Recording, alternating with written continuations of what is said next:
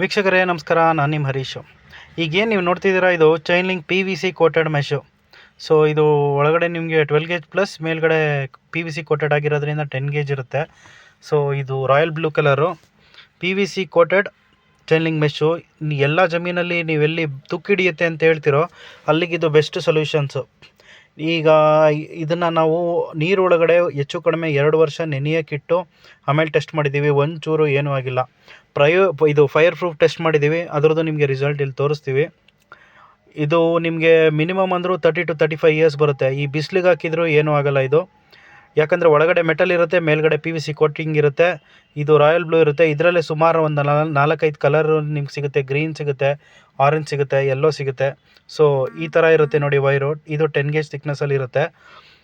ನಾವು ನಾರ್ಮಲಿ ಈಗ ಕೇಳೋದು ಬೆಂಕಿ ಬಿದ್ದರೆ ಏನೂ ಆಗಲ್ವಾ ಅಂತ. ಈ ಬೆಂಕಿ ಬೀಳ್ಸೋದಲ್ಲ, ಹೈ ಫ್ಲೇಮ್ ಕೊಟ್ಟು ನಾವು ಇದನ್ನು ಟೆಸ್ಟ್ ಮಾಡಿದ್ದೀವಿ.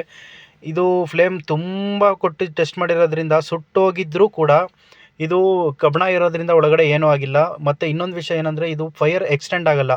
ಯಾವಾಗ ನಿಮಗೆ ಹೈ ಫ್ಲೇಮ್ ಕೊಡ್ತೀರಾ, ಫ್ಲೇಮ್ ಎಲ್ಲಾಗಿರುತ್ತೆ ಅಲ್ಲಿ ಮಾತ್ರ ಬರ್ನ್ ಆಗುತ್ತೆ ಹೊರತು ಇನ್ನೇನೂ ಆಗೋಲ್ಲ. ನೀವು ಫ್ಲೇಮಿಂದ ಇದನ್ನು ದೂರ ಇಟ್ಟರೆ ಇದಕ್ಕೆ ನಿಮ್ಗೊಂದು 50 ಇಯರ್ಸೇ ಲೈಫ್ ಬರುತ್ತೆ. ಅಷ್ಟು ಅಕ್ಯುರೇಟಾಗಿರುತ್ತೆ ಇದು. ನೋಡಿ ಈ ಥರ ಬರುತ್ತೆ ಇದ್ರದ್ದು. ಇಲ್ಲೇ ನಿಮಗೆ ಫೈರ್ದು ಟೆಸ್ಟ್ದು ಹಾಕಿದ್ದೀನಿ ನೋಡಿ. ಹೈ ಫ್ಲೇಮು ಗ್ಯಾಸ್ ಇದರಲ್ಲಿ ಕೊಟ್ಟಿರೋದು ನಾವು ಹೈ ಫ್ಲೇಮಲ್ಲಿ.